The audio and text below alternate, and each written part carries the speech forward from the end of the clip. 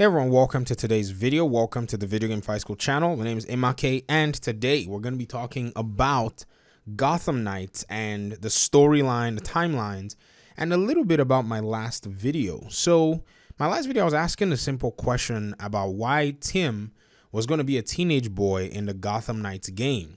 And this has sparked a lot of interesting conversations, I would say. That's just the nicest way to put it. But one of the really interesting things about doing Batman commentary is sometimes, fans are really dedicated to their, concept, or maybe they believe that, things should follow a specific pattern, and sometimes to question it can put you in a lot of hot water. But this isn't my first rodeo. I'm a big, huge Batman Arkham fan, and I have another YouTube channel where I cover other things, and I took my time to make this channel so that we can have discussions and I can start to talk about this with the community of gamers around. Now, some of you are very well versed in the literature of Batman, and that's very good. My own knowledge of the literature is very limited. I'm more of in the video games and the animated series. That's usually where I say I draw my expertise, because comic reading is not necessarily a huge hobby of mine. But at the same time, what I've seen and I noticed about Gotham Knights is there's a lot of vague information about exactly what this game is going to be.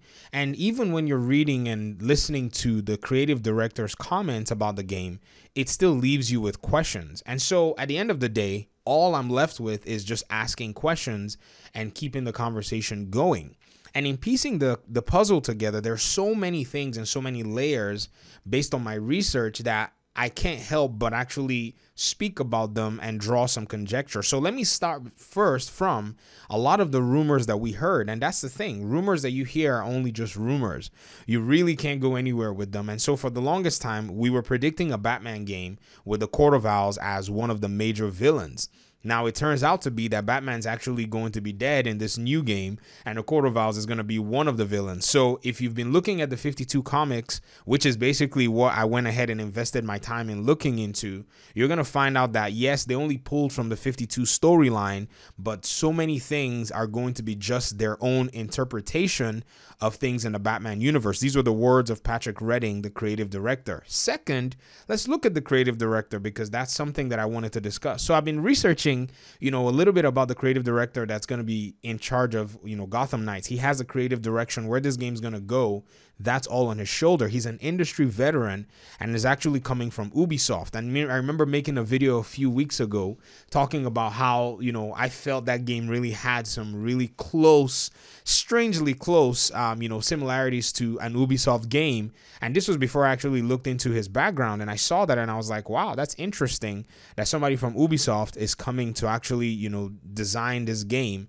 And so we're going to see where that actually takes us, because Ubisoft, for all the flack that they get, they do have some industry standard practices that are quite appealing when it comes to profitability. Assassin's Creed always sells like hotcake every year, even though you have different Assassin's Creed, schools of thought. They're the classic Assassin's Creed school and then the new Assassin's Creed school. Either way, many times, it goes to show that Ubisoft is still able to make a polarizing game regardless of having made over 27 different titles.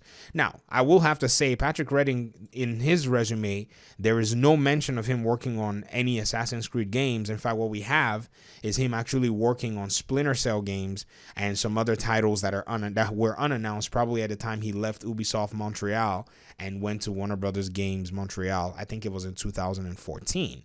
So when you start to piece the puzzles and you look at this timelines and you look at all what's going on, it's a little strange. I mean, and I mentioned that the Tim Drake that they're actually going on the direction with is a teenager compared to the Tim Drake that we know from the old Arkham games. This is not to say that the Arkham games were or are a better iteration. This is just to say fans are more used to that in gaming, and it will be very interesting to see how they're going to sell this in this Gotham Knights game. And what's interesting is Robin did pass through their hands when they were developing the DLC for A Matter of Family. I'm a huge fan of the Bat family. Love almost every member, Batgirl being my favorite, and then Red Hood being second when it comes to the Batman children.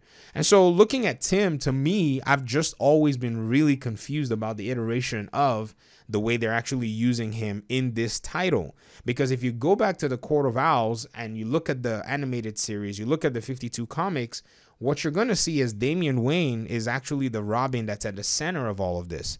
Now, this tells me, and this lends credence to the fact that in the gaming scene, there's a lot more flexibility, which actually makes it a lot more fun to talk about and a lot more fun to engage with, because you get to see a different side rather than linear storylines, or rather than concrete material that you find in the graphic novels and in the comic series.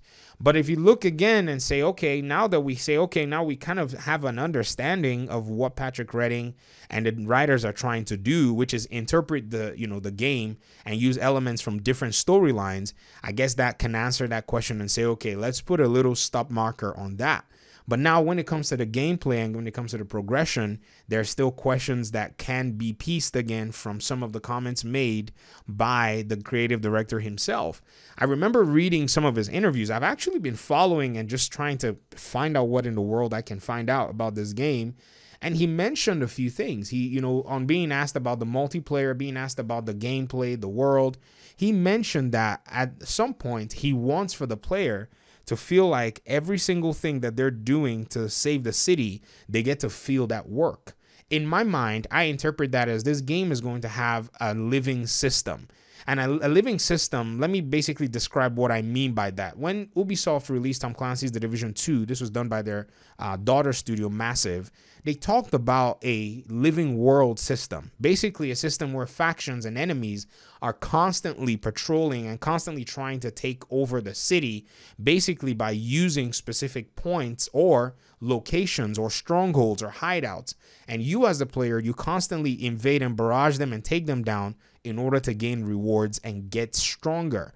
And so this kind of progression allows for a huge and in-depth gameplay. I remember talking about a video where I said, I think this game is probably still needing a lot more development, not necessarily because of just the constraints, but because the game seems very ambitious if they're trying to take this Gotham Knights to that direction. I really do believe that the game is going to really task them, and they're going to be able to get it done, don't get me wrong, but I don't know if the March release window is enough time for them to actually implement all these systems, test them, proof test them, and then get them to the consumer. I'm being optimistic in looking at a summer window, because I think that will give them a lot of time for polish, because this game seems, like I said, to be quite ambitious.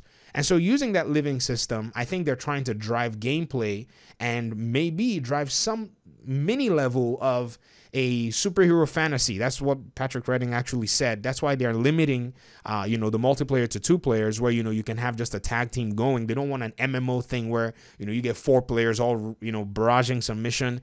That really is too much for a lot of Batman fans who've played the games anyways to kind of like reckon with. It will really, I don't know. I really don't want it personally anyways. And so these are the pieces of the puzzle that I've been trying to put together. But at the end of the day, the game is going to take its own unique turn, and I'm just interested in seeing exactly what they're able to put together. And another note is, one of the reasons I'm very interested in this topic is Warner Brothers Games Montreal basically has written one of my favorite games of all time, which is Batman Arkham Origins. I mean, for a studio to be able to make that impression on me, it was very much imperative for me to find out what it is that they're doing and to constantly keep at the door, at the doorstep of every single move that they make in public and everything that they talk about. So these are my thoughts about the Gotham Knights game. It's a game that I'm anticipating. It's a game that I've set up an entire YouTube channel on all of these work and hundreds of videos dedicated to, in order to just have a conversation going with the community. I hope I've been able to at least explain my position. And so the situation that we were in, where my last video, there was this huge back and forth with one of the people that watches my videos, is basically stemmed from most likely a misunderstanding. The calling of clickbaiting and calling of not knowing the source material and all of that, that is unproductive for the conversation. If we're going to go the source material route and all that, it's only a reach away. You can always access any kind of material that you want to, but when it comes to gaming, we know that creative directors have a little bit more liberty to somewhat reframe the stories that are available in the universe. So it's really interesting. I'm going to be making more videos and updates that I find that I see as interesting, and I'm going to be talking about them because I really do feel like, we got to hash this out. Trust me, video games are so difficult to make that, you know, if they sit too long in the creative director's hands without having more feedback from the, you know, from the player base, they might create something that in their minds seems very great, but once it's delivered might not be impressive. I mean, there are people who waited for Cyberpunk 2077 and they were so hyped for it, and the game came out, and many of them who were extremely hyped for it, they don't like it. And this is not just with the bugs or the technical issues. This is just they found out that this game is just not what they wanted. And I think that's most likely what happened, because this game was being created in a vacuum without any community feedback or community input, or at least trying to measure and gauge community interaction once they reveal the game. So I think they've taken the first step, which is a good step, to do a little bit of a reveal of what the game is, kind of measure community response, watch YouTube videos, read articles, see what people are saying on the forums, and then it will give them a very solid direction on how they need to piece this game together. But I think just that reveal may not be enough. They need to do something else, kind of throw a little bit of a, you know, drop into the ocean and say, okay, let's see how the ripples, you know, extend. Let's see if players are excited about this. Let's see if players are a little more, I would say, apathetic or just lethargic about something, and then they can respond from there. But I guess I'll stop the video now. Stretched it too long. Didn't intend to do that, but I felt like if I could give a little bit more attention to this topic at hand, we could have a much more fruitful conversation. Anyways, that's it for me. Thank you so much for your time and audience. Appreciate you for watching the video. Hopefully you can stay in the Video Game Fight School community. Hit the subscribe button, and we'll see you in another video. Peace.